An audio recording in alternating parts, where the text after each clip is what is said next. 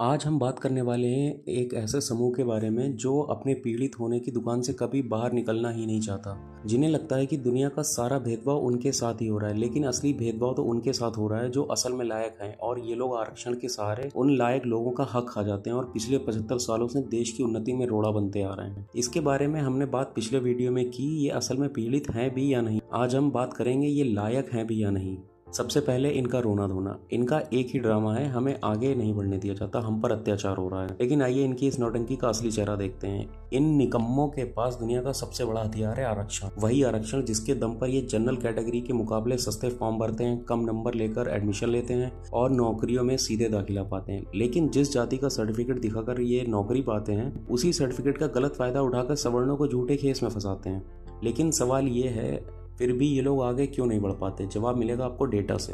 भारत की top post देखिए, इनमें अक्सर जनरल कैटेगरी के लोग ही दिखाई देते हैं। क्यों? क्योंकि वहाँ मेरिट का सिक्का चलता है, वहाँ आरक्षण का कोई रोल नहीं होता। और जब आरक्षण का सहारा नहीं होता तो ये निकम्मों का ग्रुप वहाँ दिखता ही नहीं है। क्या आपने सोचा ऐसा क्यों?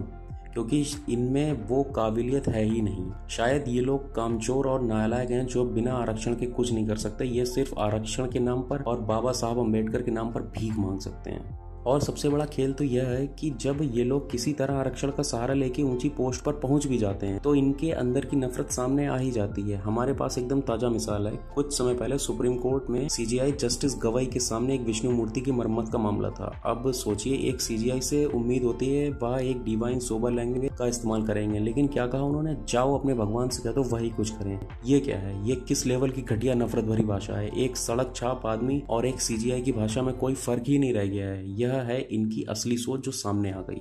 इसके उलट दिल्ली के महरौली क्षेत्र के एक दरगाह का मरम्मत का मामला जब सुप्रीम कोर्ट पहुंचा था और उस समय के दो जज थे, दोनों ब्राह्मण, जस्टिस बीवी नागरत्ना और जस्टिस आर महादेवना। उन्होंने दरगाह की मरम्मत के पक्ष में फैसला सुनाया जो न्याय संगत था। उन्होंने अपनी व्यक्तिगत आस्था को अलग रखा। फर्क साफ दिख रहा है ना? ये लोग रोते हैं कि इन्हें आगे नहीं बढ़ाया जाता, लेकिन जब आगे बढ़ जाते हैं तो अपनी नफरत को नहीं छुपा पाते हैं। तो कौन असल में छोटी सोच वाला है? कौन असल में देश की उन्नति में रोड़ा बन रहा है? ये बातें उनकी छोटी सोच को साफ दिखाती हैं। ये सिर्फ देश की तरक्की में रोड़ा डाल रहे हैं, अपने ऊपर हुए झूठे अत्याचारों का रोना रोकर देश में अराजकता फैला रहे हैं और उन लोगों का हक खा जाते हैं जो सच में काबिल हैं। इनका इलाज क्या हो सकता है, ये आप लोग कमेंट बॉक्स में बताएं और वीडियो को लाइक करें, शेयर करें और चैनल को सब्सक्राइब करें, क्योंकि हम वो बात करते हैं जो और लोग करने से डरते हैं। जय हिंद, जय भारत। मिलते हैं अगली वीडियो में।